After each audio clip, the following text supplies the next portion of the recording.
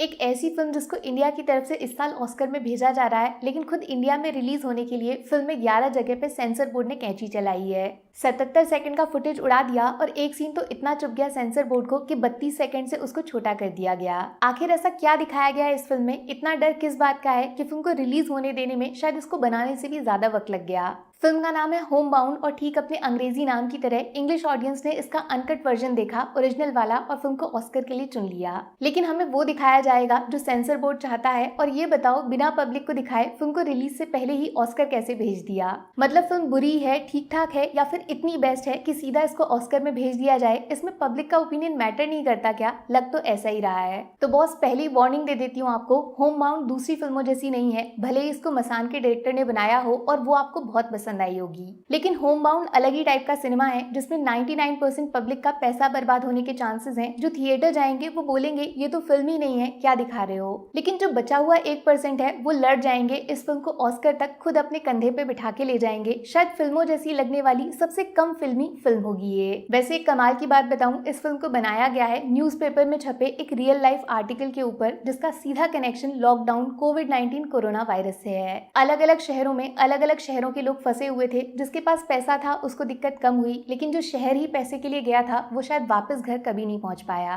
1000 kilometre पैदल अपने पैरों से चलना सुनने में मनगढ़ंत कहानी लग रही होगी, लेकिन आंखों के सामने सबूत जिंदा है। पर जो मर गया वो है इंसान और उसकी इंसानियत। होम बाउंड कहानी है दो जिगरी दोस्तों की। लप्पू झप्पू जैसे ये शब्द एक साथ इस्तेमाल करने के लिए बने हैं ना, वैसे ही ये दोनों मेड और मेड फॉर ईच अदर हैं। सपना एक जैसा है, सर हो सबसे ऊंचा और ऊंचे सर के ऊपर पुलिस की ऊंची टोपी जिसको देखकर हर कोई सैल्यूट मारेगा। सपने में जो दुनिया देखी है उसको ऐसा बनाना है कि दूसरे उसको जीने का सपना देखेंगे। फिर आता है कहानी में विलन, गरीबी और जाति। क्या डेडली कॉम्बिनेशन है ना ये। कायदे से जिसको ये दोनों बीमारी लग गई उसका बचना असंभव है, कोई वैक्सीन काम नहीं करती। पर इन दोनों की लड़ाई को रास्ता दिखाती है आसमान में उड़ने वाली एक चिड़िया। खेलोगे कूदोगे बनोगे खराब, पढ़ोगे लिखोगे बनोगे साहब, लड़की ने लड़कों के कानों में बोल दिया है। लेकिन फिर होता है कुछ ऐसा जो इंसान के काबू से ही बाहर है। होम बाउंड का लास्ट आधा घंटा आपको सन कर देगा। कुछ बोलने लायक बचोगे नहीं, मेंटली डिस्टर्ब हो जाओगे। देखो, ईमानदारी से ये फिल्म फिल्मों जैसी है ही नहीं। सच बोलूं तो एक चांटे जैसी है जो मुझे, आपको और हर उस इंसान को पड़ेगा जो ये सोचता है कि दुनिया में इतना बुरा तो किसी के साथ नहीं होता होगा। ऐसे सीन्स दिखाए हैं इस फिल्म में जिसको देखकर लगेगा ये अलाउड भी कैसे है। सरनेम की लड़ाई जो किसी की जिंदगी पे बनाई। एक सीन में पानी के लिए लोग मर रहे हैं और पानी देने से लोग मना कर रहे हैं। मतलब किसी जिंदगी को बचाने से ज्यादा जरूरी भी कुछ हो सकता है क्या? एक इंसान की लाश जिसको कंधा देने तक के लिए 140 करोड़ के देश में 4 लोग तैयार नहीं है। इस फिल्म का आखिरी आधा घंटा बहुत बुरी तरह आंखों में चुभेगा, घायल कर देगा।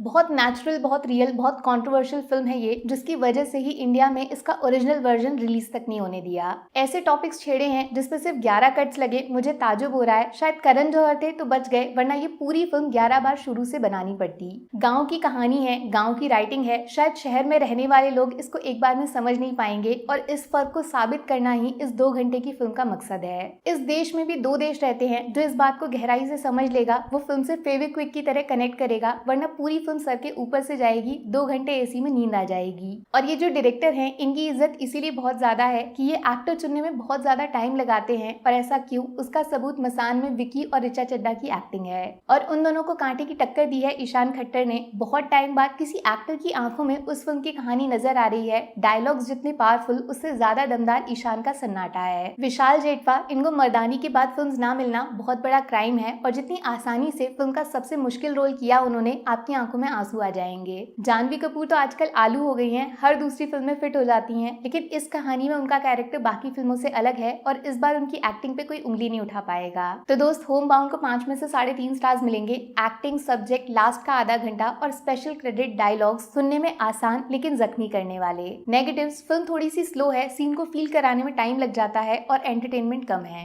जैसे 12th फेल भी एक ट्रेजेडी की कहानी थी, लेकिन उसको बनाया ऐसे गया कि जिसने देखा हर किसी को मजा आ गया। होम बाउंड को समझना मुश्किल है, इससे जुड़ना उससे भी ज्यादा कठिन। ऑस्कर के लायक ये फिल्म है या नहीं, वो फैसला उन लोगों पे छोड़ रही हूँ मैं जो इस फिल्म को देखने जाएंगे। तो लौट के बताना जरूर आपका फैसला क्या है। मिलूंगी फिर से बहुत जल्दी। Take care, bye bye.